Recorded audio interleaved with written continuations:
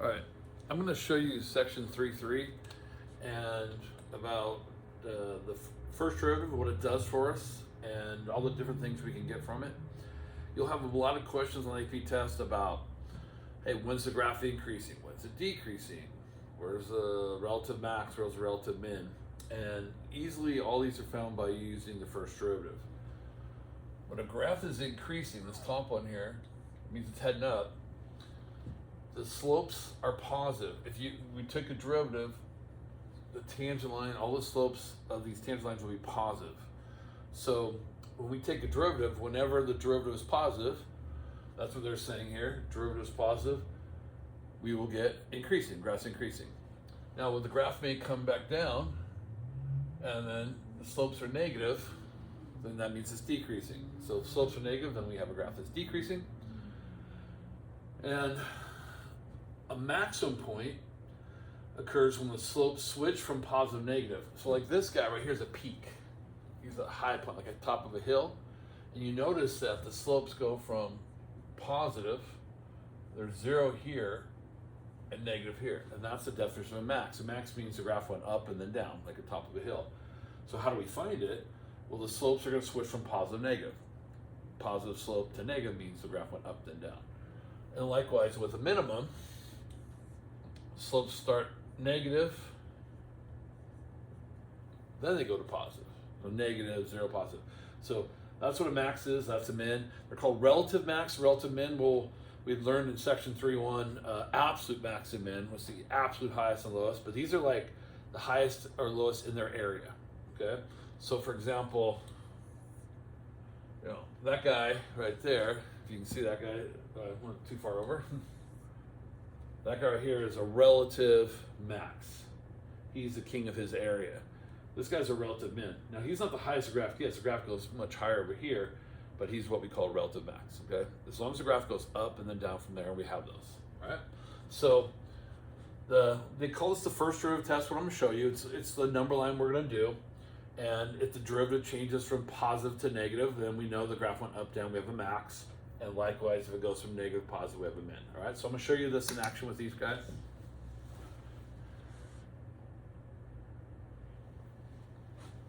So our directions say, find the relative extreme values of these guys. So first thing I do,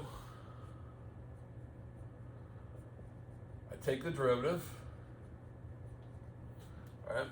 Now, how am I going to find these points? Well, when I take the derivative, we want to know when we set the derivative equals 0. Why is we want to find out, if you realize from max and min, that at maxes and min, the derivative is 0. So I'm finding actually max and min when I set this derivative equal to 0. All right. So all we're going to do is set derivative equals 0. Now I can factor out a 6. And then if I want to factor, with a number in front, it's going to turn out to be plus 2 here, minus 1. So I factor that completely. And we get these points, 1/2 and -2. And those are called my critical points. Okay, so what we're learning here, I'm going to put it right here. These are called critical points. All right, when you set the first derivative equals 0, and sometimes AP tests will ask you a question like, hey, where are the critical points? Just set the derivative equals 0, find them, you are finished. But we want to find out what's going on with this graph. So we put these guys on a number line.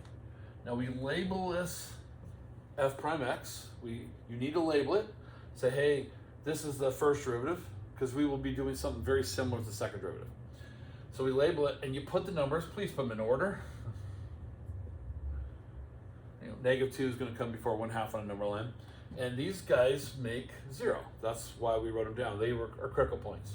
So all we have to do is check points in every section. Now if you check, if you get a positive answer, that means that section is increasing. The whole section is doing the same thing. So everybody over here is doing the same thing. Everybody in between here is doing the same thing. And everybody here is doing the same thing. So we just check one point in every section. So, and we're going to plug into the derivative. This will remind you right here, hey, we're going to plug into the derivative because we're trying to find out what the slopes are doing. So if I plug in -3, plug it into this derivative, this is a good cleaned up one. I get negative times negative, which would be positive. So that means that whole section right there is increasing. All right. If I check in here, 0, I get negative times positive. If I check over here, I'm going to get positive times positive. So each of those signs, what they represent is what the graph is doing. So this graph is going up, down, up, down, up. So kind of like a cubic, you know? I mean, it's a cubic. It's heading that way. So what does this tell us? By taking these notes, think about this as taking notes on the derivative. What's the derivative doing? You now know when the graph is going up, when the graph is going down, where its max and where its min are. All right? So let's write down what that stuff is before we get to example 2. So I'll do it out over here. We have a relative max. All right? So we have a relative max. Which one's a max? Well, -2 is a max because the graph goes from up to down. It went up and down. So this guy's a peak. So if it switches from plus to minus, it's a peak. So we have a relative max at -2. All right, I'm gonna leave that blank for a second. Then we got a relative min. Well, this guy's a relative min because the graph went low to high. We went down and then up. We have a valley. So we have a min at 1/2. So that's what we learned from that. And we also learned when the graph's increasing and decreasing. So I'll put that right here. It's increasing from -50 to -2. Also from 1/2 to infinity. So it's increasing during those times. It's decreasing from -2 to 1/2. So the plus sign, obviously the slopes are positive, which means the graph is heading up. And the negative sign means, hey, I took a derivative of that. Those points are all negative, which means they're heading down. All right. So this is pretty cool that I can just do this little work here and I can tell everything. You can tell 4 things about the graph. All right. Max, min, increasing, decreasing.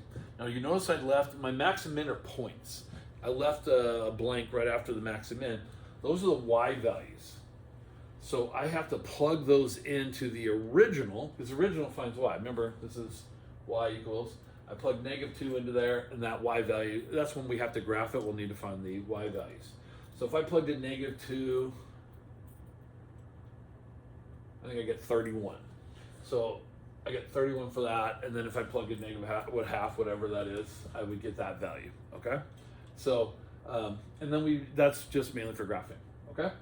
So let's try another one. Let's try one that has a fraction so you can see something else we have to do. All right, so let's go ahead and take this derivative. I'm doing the quotient rule. Drew the top times the bottom, minus from the bottom times the top of the bottom squared. Now remember, all 3 of them have to have something to cancel. There's nothing to cancel. So all I have to do is multiply this out. Now if I multiply this out, I get 2x squared minus 8x minus x squared.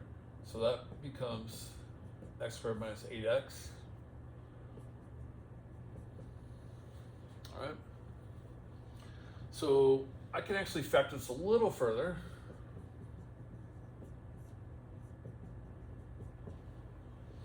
So I factor out that top. Because why do I want to do all that? Well, I want to set this equal to 0. And a fraction is 0 when the top is 0. So I only have to look at the top to find out my critical points.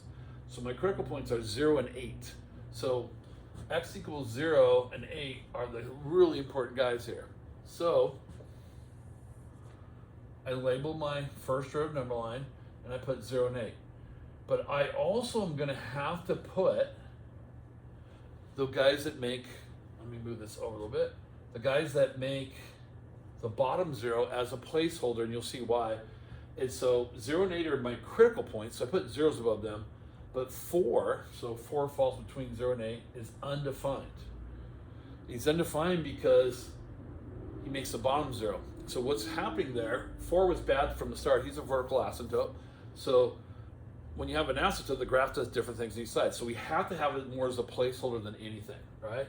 So these are the key points, 0, 4, and 8, all right?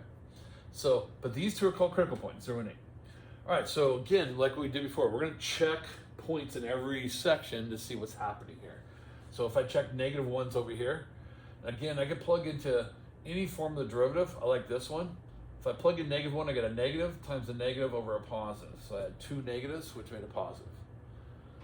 If I check 2 is in here, positive, negative, positive, 1 negative.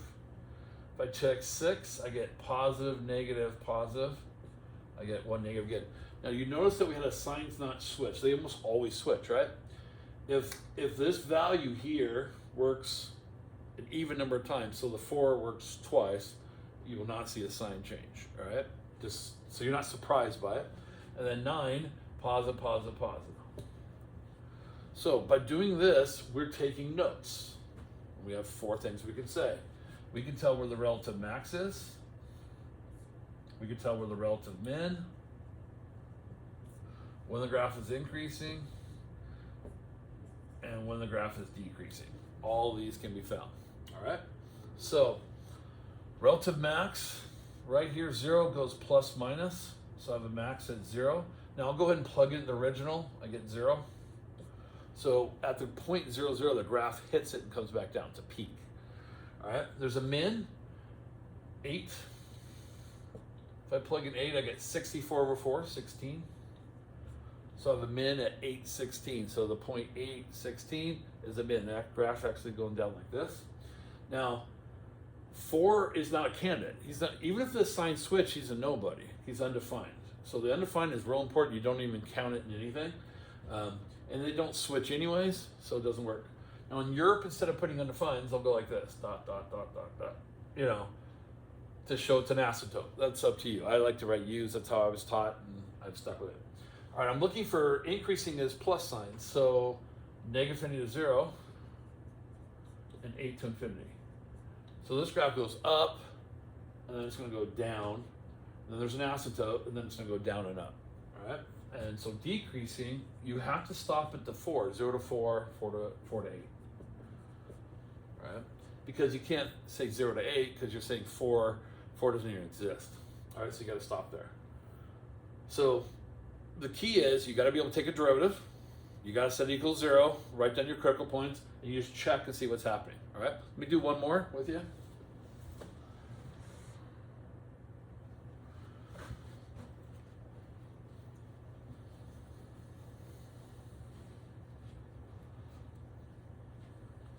So everyone gets nervous about the trig ones. So that's why I'm going to show this here. So the derivative of sine is cosine. Now the trig functions just go forever and they go up and down. So we always have an interval from like 0 to 2 pi to solve it because it does the same thing over and over and over and over. So we're like, hey, what happens here? Our main time. So we take a derivative and we set equal to 0. All right, so when does cosine equal 0? Well, cosine, if you remember the cosine graph, it equals 0 at pi over 2 and 3 pi over 2. And those are your critical points. So I put them on a number line. Now, when I make a number line that has an interval, you need to put the interval as your endpoints. We're going from 0 to 2 pi. That way you don't accidentally say, oh, to infinity. It doesn't make sense. So pi over 2 and 3 pi over 2 are my zeros. Okay, so those are my critical points. So I need to check around them. Now what's nice about trig, when you check, you can sometimes, instead of checking a value like an angle, you check a quadrant. So, but pick an angle you know, like between 0 and 90, pi over 2 is 90, 45, 30, ones that we found, or, hey, that's quadrant 1. So I'm plugging into the derivative. In quadrant 1, cosine's positive. So I know this is a positive section, no matter what I plug in quadrant 1. Now 90 to 3 pi over 2 is quadrants 2 and 3, but cosine's negative in both. So that whole section's negative. And then this is quadrant 4, cosine's positive. So you can use quadrants because we know trig so well, or pick an angle, whatever you feel like doing. All right, so do we have a max? We have a relative max at pi over 2. And we have a relative min, 3 pi over 2, because max goes up, down, so pi over 2 does that. Min goes down, up, 3 pi over 2. And if we want to find the values, we plug in the original. Sine of 90 is 1.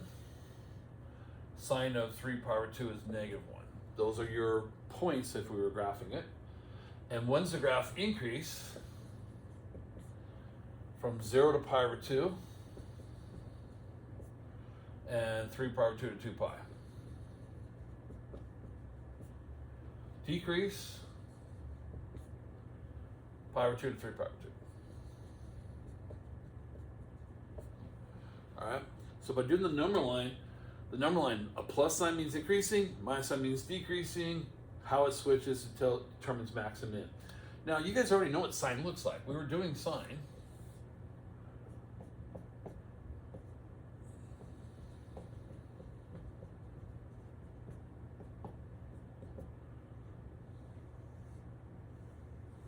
So there's the sine graph. So here's what we just solved.